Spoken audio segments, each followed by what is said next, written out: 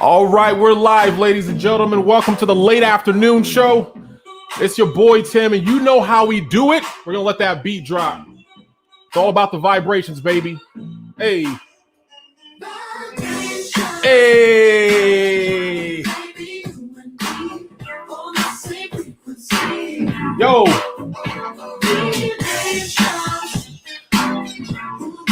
You guys have to let me know that you're on, so put it in the chat. Let me know where you're joining us from. If it's Michigan, if you are in Austin, Texas, if you are in New York, if you are joining from London, put it in the chat. Let us know where you're joining from. We'll give it a few minutes to let folks join the party. Yo, we got a heavy hitter today, guys. You do not want to miss. Hey.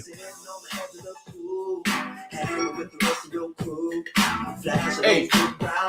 Me. If you guys are wondering why I am so hyped, the vibe is always live, my man. We got a Titan in the house. I know I say this a lot, but today we really got a Titan in the house. So text your friends, text your enemies, text your everybody. Tell them, yo, come through ATL, Georgia. Wayne, it's good to see you, brother. Hey, hey, hey, hey, hey. You give me those. Hey, hey, Susie, you made it on. What's up, girl? Let's go, let's go. Vibe with me. If you don't know how to vibe, all you got to do is bounce your shoulders like this. Watch. Left shoulder, right, left, right, just like that. Vibrations. Guys, we're going to try to maximize the time today. So we got John Henry in the building. If you guys don't know, go do your research. Go to Google, put John Henry Loop Insurance. Go to Harlem Capital. Do your research because this guy is a beast. My man is bonkers out here. So if you have a question, type it in the chat right now so that we can get to it towards the back end of the show. So come on, we're about to get started in a few minutes. Let's go. Oh, left, right, and bounce. Hey, hey, hey, hey, come on. And it's Friday, guys. We don't normally do shows on Friday. It's a whole vibe. Come on. Hey. On the same frequency. Woo. Let us know where you're joining us from. Put it in the chat. Say what's up. If this is your first time being on the late afternoon show, type a 1 so we can see all of our new guests. Let us know. Here we go. Let's go. Hey, hey, hey, hey, hey.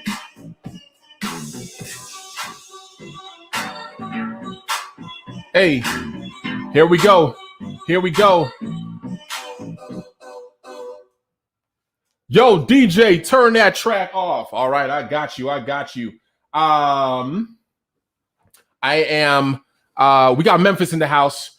We got Southern California in the house. We got ATL Georgia in the house. We got all of our Meaningful Work family in the house. Thank you so much. Tell me how my audio is. Tell me in the chat. Some folks are letting me know that it sounds like I'm yelling. I'm not yelling at you guys. I'm just super hyped today. This is my birthday week.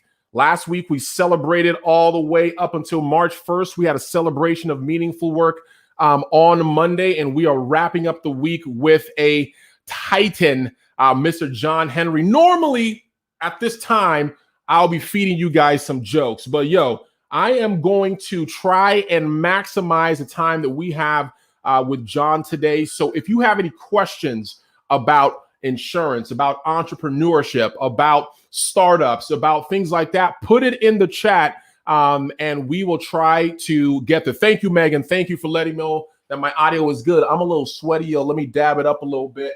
Where's my, I usually have a dab rag here, but we will make it work. So guys, without further ado, we are going to jump right into our guest. I'm going to play that song from the top, not all the way through, but We need to give some hype. I want you guys to put your clap emojis on there. I want you guys to smash those heart buttons because we about to have Mr. John Henry himself coming to the studio. Here we go. Let's clap, y'all. Let's clap, y'all. It's John Henry in the house. Hey, hey, hey. Come on. Hey.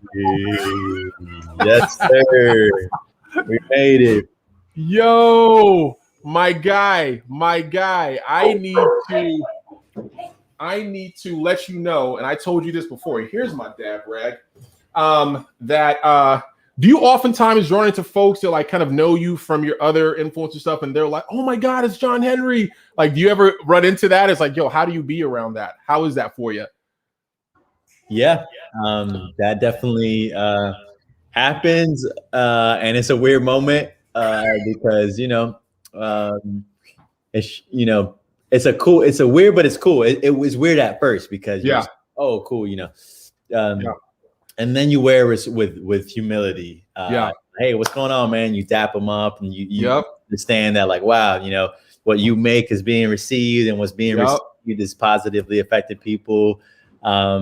And yeah, it feels like having family everywhere. It's pretty cool. That is not a horrible feeling, man. Well, John, we are super excited to have you. You are the co-founder, co-CEO of this revolutionary company called Loop Insurance. And so I've been in the startup world a little bit, right? I was in Silicon Valley for a little bit. Around these guys. And we even tried, myself, some of my friends, my ex, even at that time, we were trying to do some startups. And one of the things that we always were told is when you're doing a startup is the question that they would ask is, what makes you uniquely qualified to build this thing, right? And I know in one of your posts, you talk about when you're raising money or getting folks on, your job is to transfer certainty, right, from yourself to the other person. So if I was to ask you the question, yo, you're an insurance man, what makes you uniquely qualified to run this revolutionary insurance company? Yeah, it's a good question. And it's a question we all should answer about what we do. And inevitably and invariably, you end up landing on the fact that your very specific set of experiences and circumstances has yielded, who you are, and you contributing to an existing dialogue in a new way is what you bring to the table. And I can share that from my own perspective, right? Like, yeah, I'm new to this industry, but I'm not new to caring about people. I'm not new to community. I'm not new to building a movement. I'm not new to producing content that impacts folks and can spread. I'm not new to thinking about, I'm not new to grinding out a problem. I'm not new to, working on something so hard that, it's a lot of what you think about almost every day. I'm not new to any of that. And so the industry is but one frame, but there's a lot of other frames that you can use to envision a picture. Yeah. And like, if you cross over into TV, I don't know if you have been in TV, but for example, you would do well on TV, right? Because you're not new to this. Yeah. It might be a new medium where you got to figure out the kinks in that particular medium.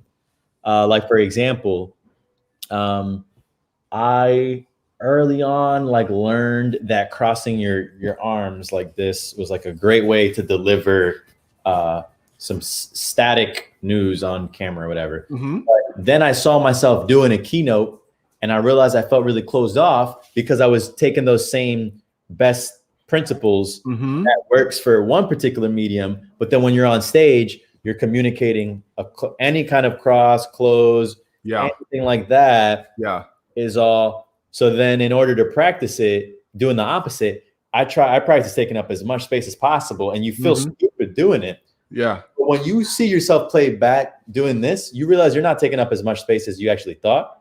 Yeah. And so it is no big deal for you to go, hey, like you do in your move, because you might feel like the movements are big. Yeah. But in reality, you're just, you're just coming across. So yes. anyway, it's just one of those things that like I use a physical medium to express it, but Yeah. professionally, personally, relationships, Yeah. there's a lot of frames that you're familiar with already, and you can lean on those as you move into new spaces. That is a phenomenal answer, because I think it levels the playing field for a lot of folks.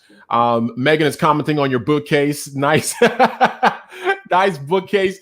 So you just moved, right? Yes. So you just moved. How was that move? You came all the way from New York to where you're Austin, Texas right now? Yeah, man. I'm born and bred in New York.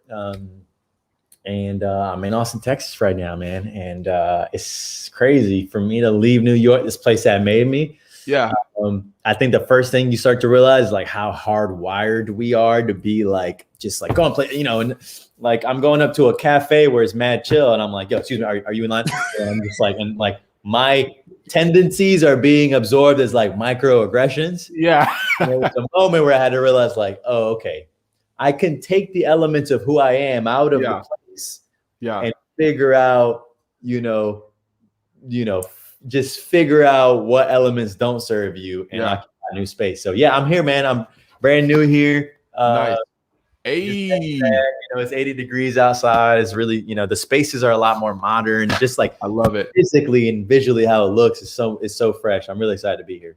I love it. And so is the company kind of based in that location? Is that where it's going to be the HQ for Loop? Yes, sir. Nice. I love it. I have my you had mentioned him in one of your content, a good friend of mine, Ruben Harris, and he does career comments. I think it's the same setup. It's like a nice San Francisco loft, and that's HQ right there. And you guys are beasting it out. So talk to me a little bit. So we got it pulled up here. So you're doing this, you're doing insurance, right? Insurance is a huge, behemoth industry. And you guys are coming in and you're saying, we're not scared. We're going to do it. And we're going to do it in a new and different way. Let me go ahead and add this here to the stream here. So Loop Insurance. So talk to us a little bit about why insurance, man. You've done private equity. You've done, financing. You've done a lot of different things, and now you're moving into insurance. So why insurance, and what is it that you guys are doing that's really going to disrupt the industry? Yeah, I would say why not insurance, right? To me, the spaces where people say, well, why that, is a space that you want to be in, right? And when you're moving into spaces that make all the sense in the world laterally, it's like, okay, it was expected. I think people expected me to go into real estate, after VC, because I was already talking about real estate, and it would have made all the sense in the world. But I think there's a lot of value in moving laterally. I like to slip in and out of spaces, and like I like that you can't predict what's gonna happen next.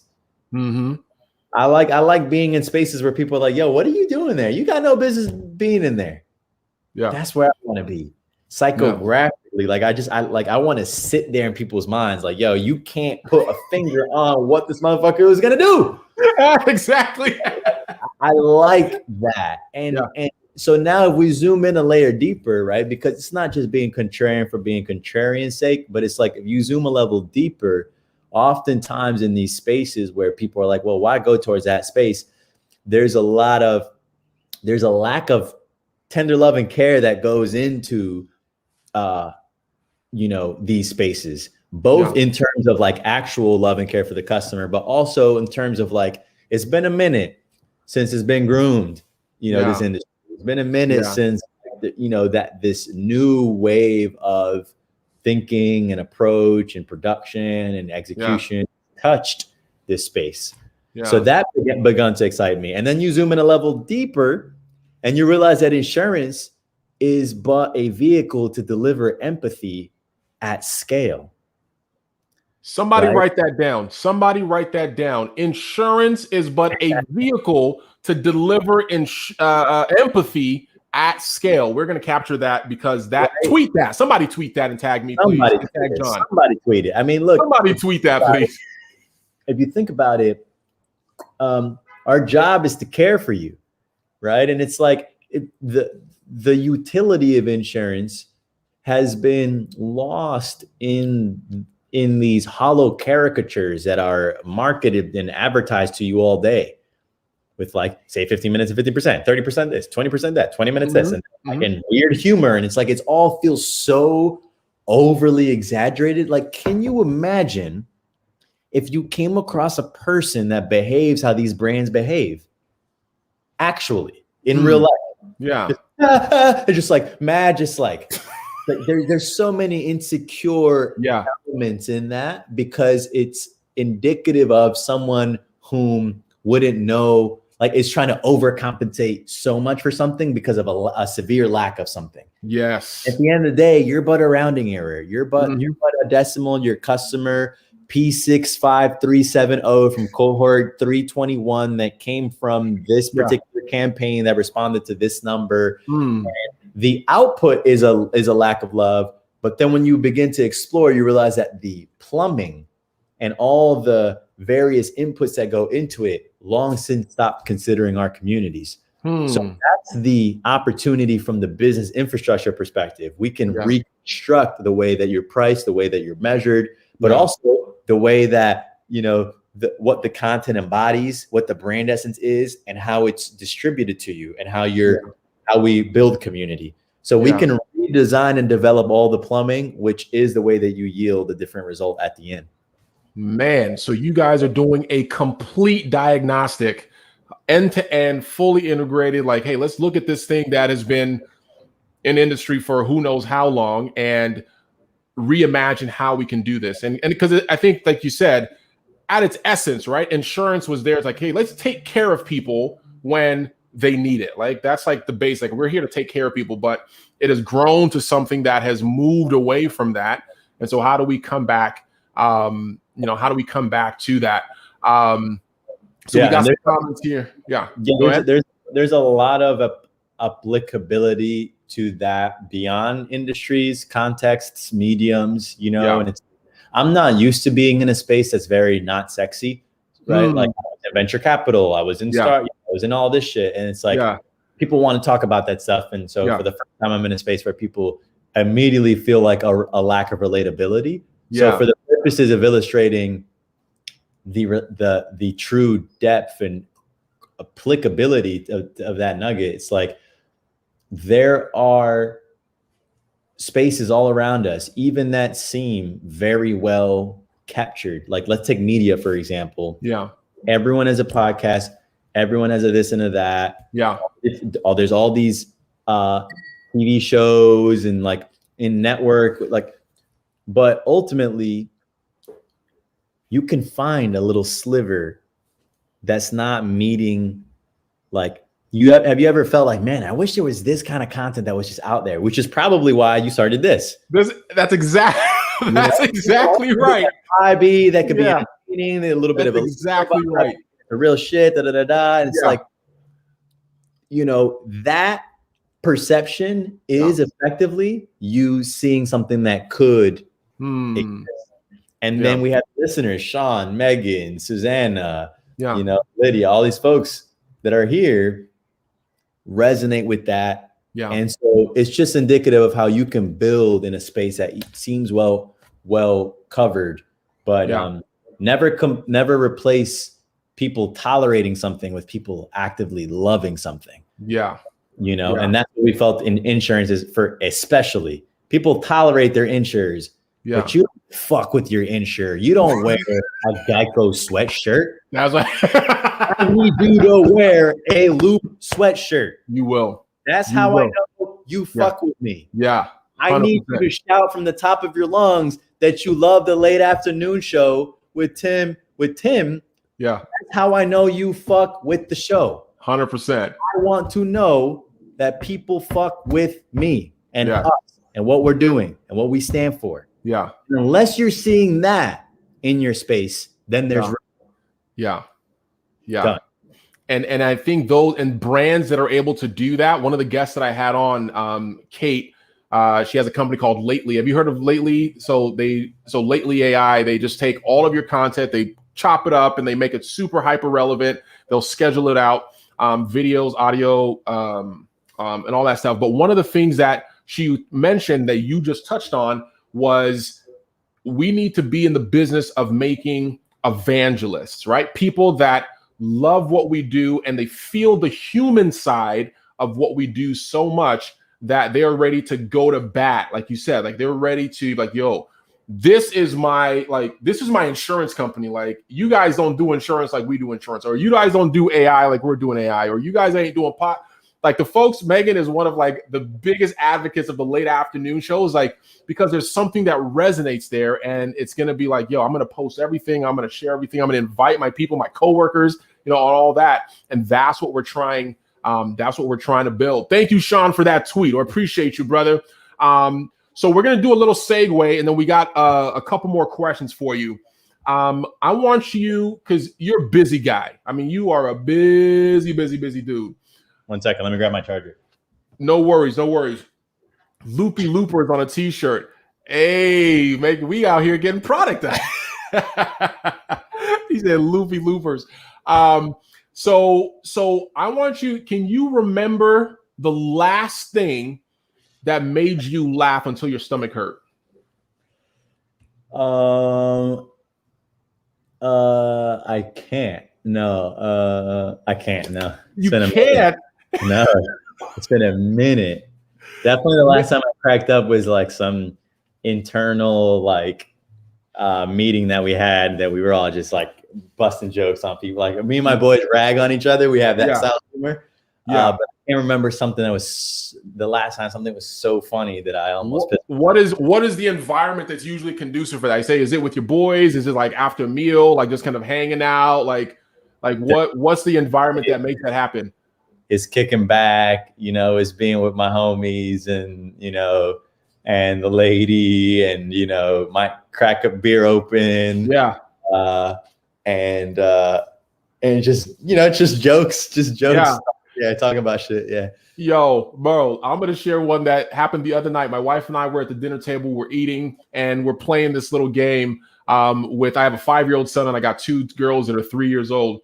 And so we were talking and we're, you know, sharing.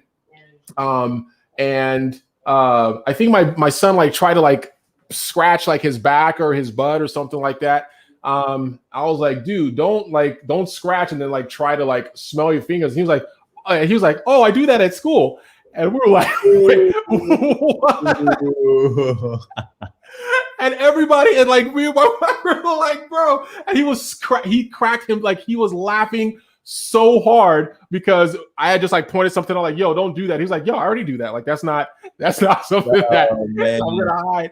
I'm like, yo, my guy, you are hilarious like that. Like constant source of joy. Constant source of joy. Bro, man, it was so we got a question here. We'll get to your question here, Megan. One thing I want to ask you, because we got a lot of folks that kind of look at the new school, like the new generation of CEOs and leaders, and the old school, right? The guys that have been in industry for a long time.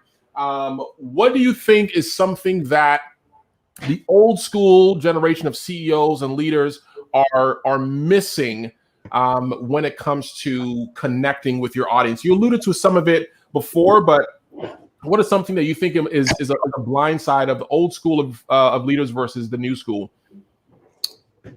I think the biggest shift is being open to more life paths. I think the actual practical reality of just about every industry is dominated by a very specific life path, which was white men, but specifically privileged white men. Right. And I think it's actually unfair to a lot of white guys, regular white guys, that are now like, fuck, everything's going to everyone except me. Yeah. Because there are also a lot of just white people that grew up in unprivileged situations and still have to slog it out like the rest of us. So I think a distinction should be placed on privileged white men.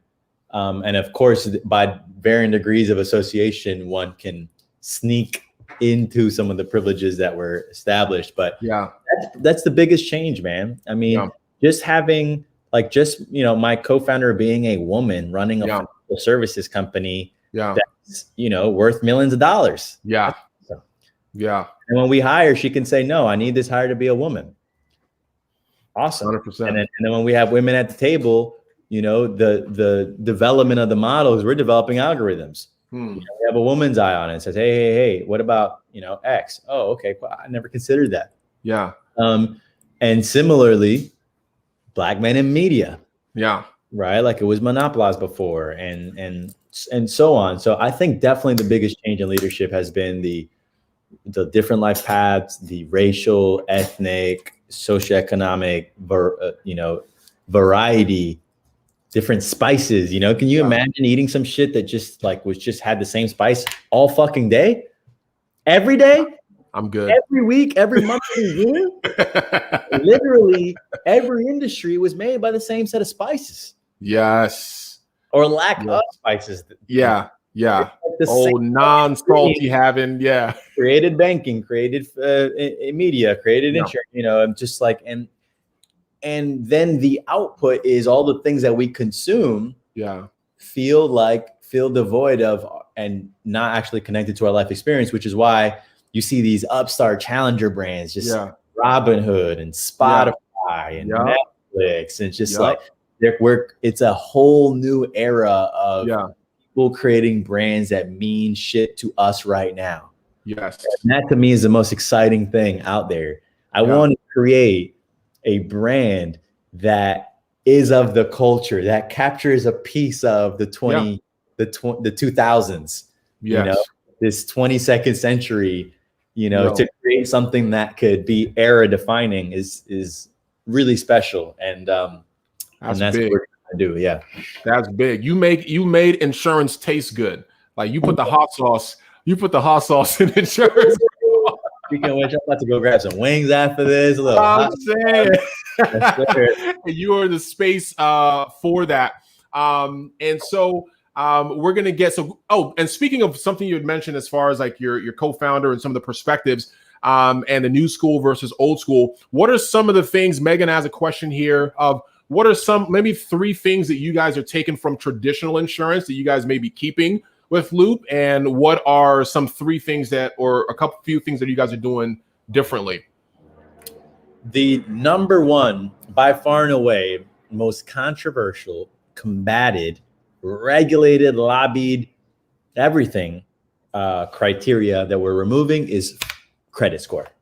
We are removing credit. Credit has so much problems baked into it because it's an intellectually lazy way to assess risk. It's your proxying for risk. You're saying, you got student loan that you got bad credit. That means you're poor. That means you're dangerous. I don't trust your ass. Yeah. That's such a cognitive leap. Yeah. From this number to be like, oh no, you can't pay this stuff back. Yeah. Right. And it's like, okay, insurance is paid up front anyway. You know, it's the opposite of credit. It's a regressive tax. Yeah. You're paying for your services up front. Yeah. You're paying. What the hell does it matter? But, That's true. And it's something that affects disproportionate communities of color, proven, undeniably quantified, you know, because of so many other social circumstances. It affects young people coming out of school right now with student loan debt. Yeah. It affects all kinds of life paths and creates a reality that people who need price savings the most are paying 2 times as much on average as a result of credit being so heavy in the rate filing at the moment. Yeah. So that's one. The other is education. Did you know that right now you get a 5% discount if you went to Harvard? What the fuck does that have to do with what? Like, what does that like? That's something where if you went to Harvard and you're applying for a thing and you're for you 5% discount, oh sweet, awesome. And that's something that I would see and be like, well, fuck, I don't apply, and that's it. But like, let's dissect that. Yeah, you get some kind of extra privilege for going to an extra privileged school. What does that have to do with your actual risk profile on the road? Yes, pretty little. Yeah. So we removed education. We also removed occupation because you also get a penalty if you work a blue collar job. Really? Yeah. if you're but a laborer, you know, like my mom's a custodian growing up. My pops was a presser. You know, my girl's parents, you know, was a grocery store clerk. Yeah. I'm a tradesman, a bike mechanic. So you get penalized for those type of jobs? Yes, because practically you're poor, right? And so now you start to understand and unpack that, so those, to answer Megan's questions, are 3 explicit things that we're removing from the rate filing. And instead, you can't just remove shit and say, okay, you know, like you have to replace it with things that are actuarially sound and we were able to, you know, build a business around. And so for us, the number one piece of that is your movement, how you move through time and space. We're together on that journey with you, because when you download Loop, we're not just an insurance carrier, we're a driver's companion tool. We're with you as you move through space, and we're understanding your journey, and we're able to say with a higher level of confidence, hey, this person is a safe, not only a safe driver, because I know Allstate's been doing the safe driver, safe 40%, but all they're measuring is like speeding, hard braking. Considering your journey as a whole, and saying, hey, we don't care, you know, we don't care if you're married. That's another one, by the way, marriage. If you're married, you get you get a bit of a, think about this. If you own your home, you get an automatic 15% home and auto bundle discount, but it doesn't mean that you're 15% safer on the road. Although I guess the argument one can make is like, hey, people who own their homes feel like they have more to lose, which again is in and of itself kind of a racist argument, because it's like, yo, if you ain't got shit, if you don't got material shit, then you're okay just being mad reckless on the road. But what about my mom? Who grew up, you know, we never owned our home. We grew up below the poverty line. She had bad kids. She didn't have the nicest whip, but you know, she, you know, largely has never been in an accident, really safe, cares about, cares about her community, positive member of society, works hard. That person pays more literally than someone who's privileged, went to school, but has a DUI and has speeding violations. Literally, that person gets a better rate than someone whom is wholesome and coming up and just that's backwards. That's backwards. It is backwards, man. It is. Wow. My partner makes fun of me for saying that I have chills, but I have chills thinking about it, because that's deeply disturbing to me. True. And at the same time, it's like deeply inspiring to go and change that, because it's, you know, insurance is a very silent culprit. It's not an ill-intended beast. You're not going to make this thing look like it's sitting there judging you, although the algorithms and the data models have evolved such that they do. But it was just that it was built by folks with the, you know, like I said, it's the same spice. Not able to consider different life experiences, paths, and moreover, they don't experience the adverse implications and output of what's built. So we're just at a point where these systems have to be built by people from all different walks of life. Whether insurance is one particularly gross and egregious example that I can illustrate quantifiably, because it's a very mathematical field. But there's all kinds of fields that have, you know, these systems have their foot on our necks. And I think, you know, the George Floyd uprising proved that we're not standing for that anymore. At all. And I think Megan had mentioned before, as far as like there's real estate, there's obviously like the justice system, there's so many things that have been built, you know, outside of a context that really understands the adverse effect or the perspective of different people in that market.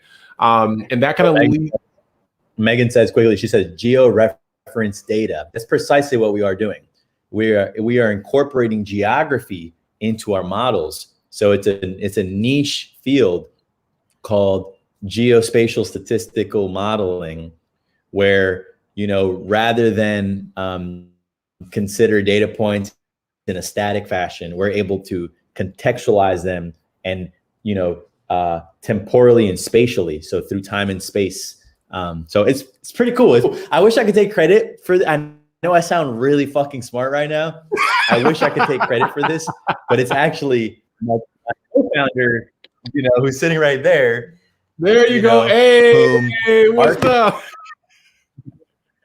It's actually her that architected this technology that I can now, that's the inputs. And now we can work on building a brand that's centered around love and have it mean something to people. And so anyway, it's a cool yin and yang, man. I got to tell you.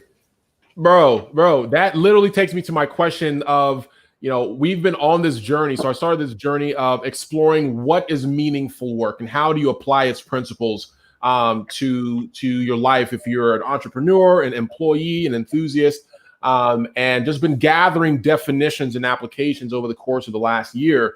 And so I want to ask you, from your perspective, how would you define meaningful work and how do you apply those principles to what you do? There's probably two different prisms with which I would define meaningful work. For one, to me, the most important is, Hove said, there's much bigger issues in the world, I know, but first I got to take care of the world I know. Now I'm doing work that goes and really deeply impacts society. However, well before I landed at that point, I had to go and clean people's dirty laundry, which was my first business. You know what I mean? And that wasn't affecting anyone's world, but it was affecting my world. So meaningful within the prism of what your craft is teaching you, developing you as a person, and who you're growing into as a result of doing this craft, I think is a number one most meaningful prism to look at meaningful. And then second is this prism of meaning. Once you've grown in your abilities and your capacity and your access and your resources and your know-how, you then, I feel, have an equal and reciprocal responsibility to then go out there and attribute these set of experiences and skills and resources to something that can better people as a whole. And that is a second prism of work. And I believe that right now we're living in the mission economy. In fact, I want to just make a call here. Friday, March 5th, 2021, 5:41 p.m. Eastern time.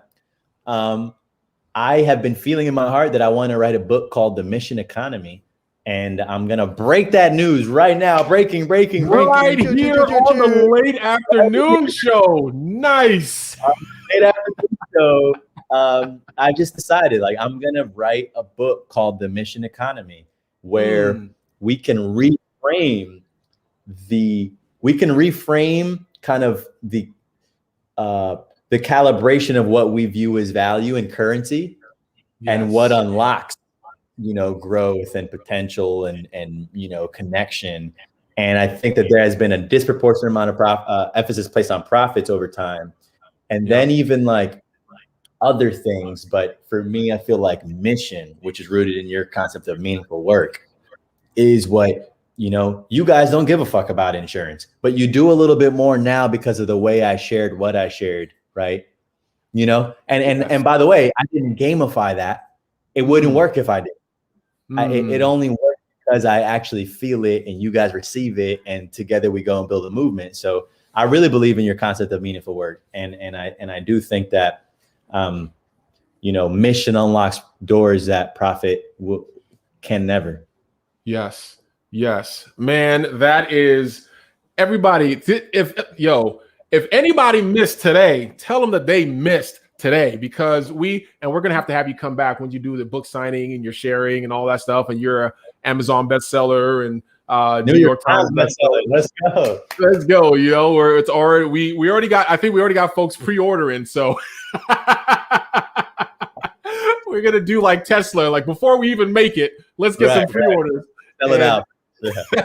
And sell it out. Well, my man, we are at the bottom of our time. And what is one takeaway? If somebody was to say, I only learned one thing from my time with John Henry today, what would you want folks to take away from today's session? I think my whole thing would be, don't place so much pressure on getting everything you ever wanted out of life, out of the thing that you're doing right now.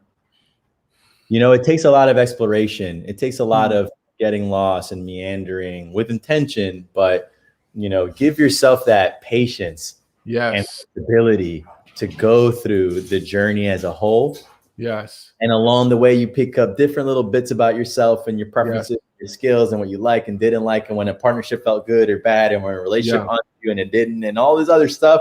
Yeah. And then you eventually come into yourself such that you feel capable, willing, and able to step up to the plate for something that finally feels bigger than you. And that's where I feel right now. And that's what I would wish for folks listening, if they're not already there, to give themselves that patience and that flexibility. Patience and flexibility. I don't know if it was you who said it or put it on a quote or something, or somebody else, where it says like, no, you're not lost, you're just early. Like, that's my boy Gary V. That's GV. Like, it's like, yo, just wait. Whether you're 65, I think, and it's cool because like whether you're 65 or you're 15 or whatever, like you literally just have to let time play its course and take a culmination of all your experiences before you get there. Maybe it says like, we got to put a trademark on that, the mission economy. And we all know we have it trademarked here. But guys, that is our show. We are super excited that John Henry was able to join us today. We're going to be doing a recap of like the big old things that he talked about today. My man is ready. He is on fire. You can connect with him on LinkedIn. He is posting on LinkedIn. He is on Instagram, John Henry Style on Instagram, obviously checking out the Loop Insurance and what he's doing there. This guy just stays dropping gems. So if you are a gem collector, make sure that you connect with my man, John. So, John, we appreciate you.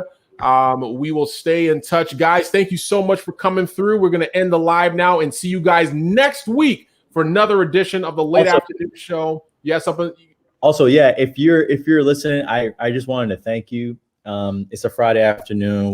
We appreciate you guys spending time with us. I would like to individually acknowledge each of you. So if you don't mind, reach out to me on Instagram where I'm most active, and connect. Drop me a line, and I will personally make sure that I respond to each of you guys. Tim, beautiful platform that you have here. Salute to your wife. Salute to your continued efforts. I think it's great. You're nurturing something special, and I can't wait to just chop this up and share it. And some of my people will cross over to you, and vice versa, and we'll just keep it going. Absolutely. Thank you so much, guys. We will see you next week on the Late Afternoon Show. Peace.